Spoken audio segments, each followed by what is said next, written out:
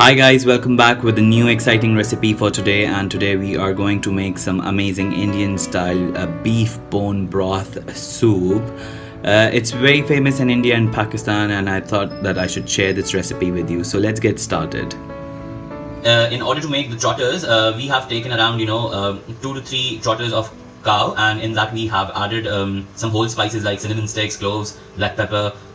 You can add 1 to 2 bay leaves, and then we have added water, and now it's time that you just let it boil till the point they go tender, and after that we are going to add some spices. It's like a very healthy, tasty Indian style soup that you're going to serve with some crispy bread.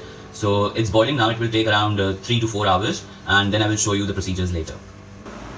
Now in a separate pot we are going to take 1 kg of beef, and in that we are going to add around a teaspoon of turmeric, 2 tablespoons of crushed coriander, 1 tablespoon of garam masala, 1 tablespoon of cumin powder, 2 tablespoons of red chili powder.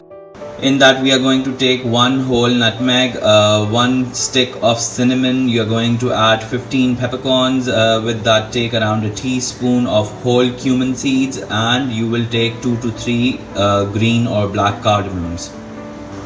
So as you can see, beef is ready with all the spices that we added. It took around 2 hours. Now we are going to add all of this beef in these cow trotters that were boiling, and they are ready now. So we'll add it in and we'll let it cook on a slow heat for around 30 minutes, and then it will be ready to serve. Here we go. This is ready to serve. As you can see, this is amazing bone broth with all those amazing spices. Try this out with some crispy bread, and I'm sure you're gonna love it. For more interesting content like this, subscribe to my YouTube channel and follow me on Instagram.